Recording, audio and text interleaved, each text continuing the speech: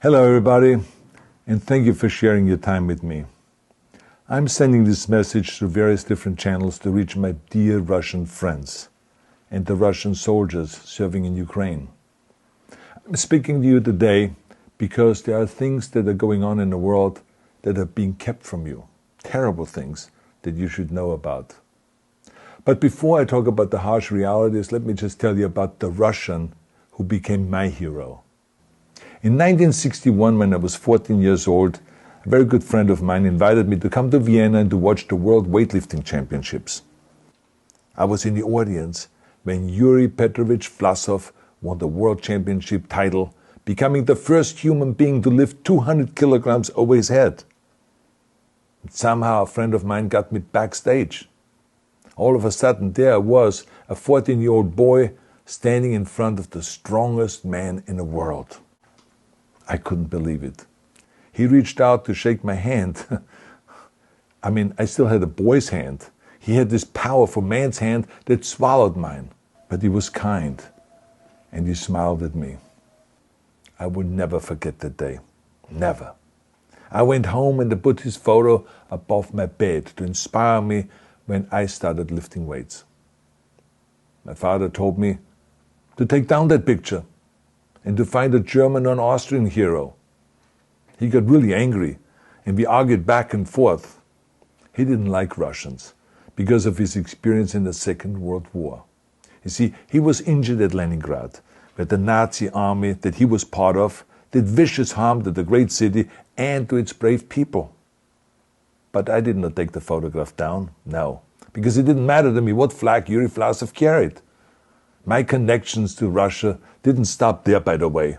Oh, it actually deepened when I traveled there with bodybuilding and for my movies and met all my Russian fans.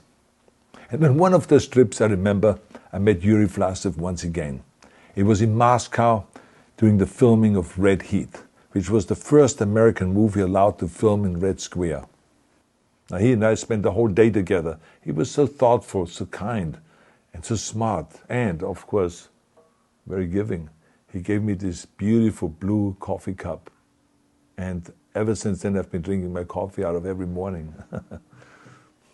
Now, the reason why I'm telling you all of those things is that ever since I was 14 years old, I've had nothing but affections and respect for the people of Russia. The strength and the heart of the Russian people have always inspired me. And that is why I hope that you will let me tell you the truth about the war in Ukraine and what is happening there. No one likes to hear something critical of the government, I understand that. But as a longtime friend of the Russian people, I hope that you will hear what I have to say.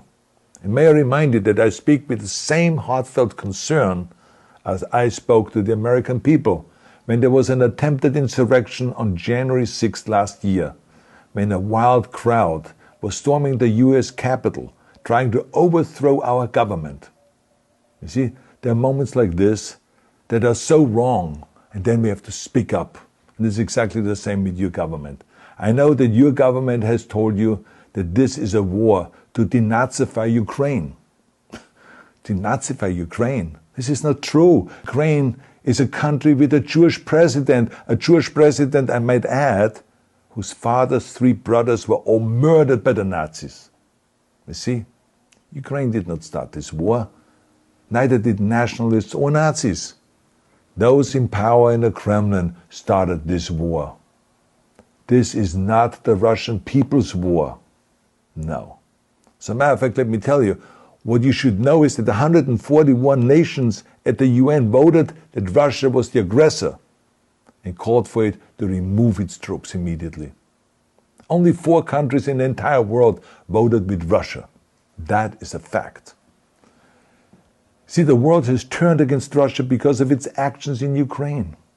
Whole city blocks have been flattened by Russian artillery and bombs, including a children's hospital and a maternity hospital. 3 million Ukrainian refugees, mainly women, children, and elderly, fled their country, and many more are trying to seek to get out. It is a humanitarian crisis. Because of its brutality, Russia is now isolated from the society of nations. You're also not being told the truth about the consequences of this war on Russia itself. I regret to tell you that thousands of Russian soldiers that have been killed. They have been caught between Ukrainians fighting for their homeland and the Russian leadership fighting for conquest. Massive amounts of Russian equipment have been destroyed or abandoned. The destruction that Russian bombs are raining down upon innocent civilians has so outraged the world that the strongest global economic sanctions ever taken have been imposed on your country.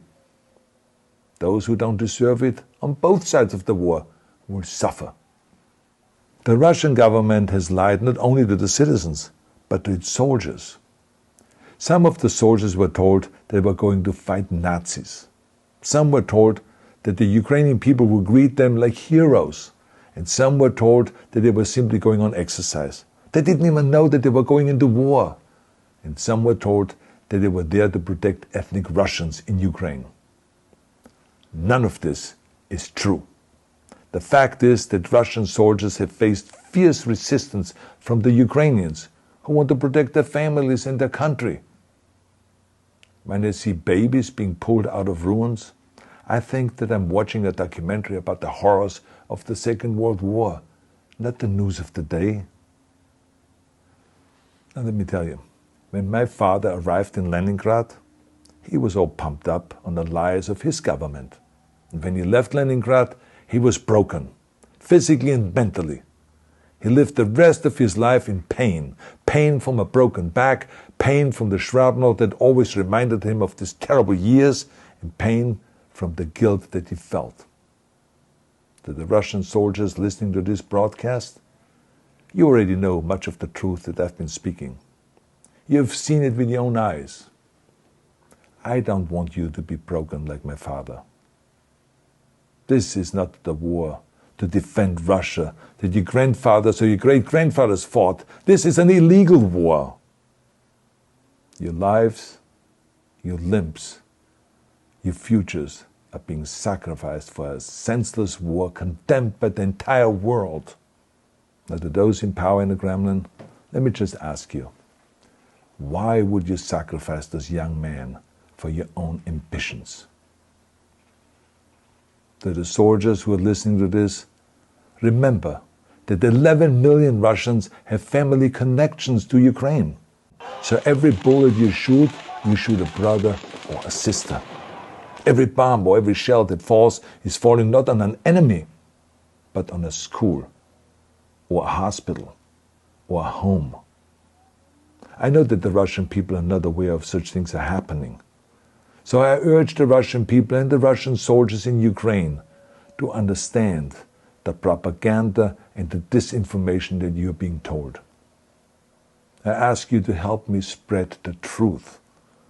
Let your fellow Russians know the human catastrophe that is happening in Ukraine.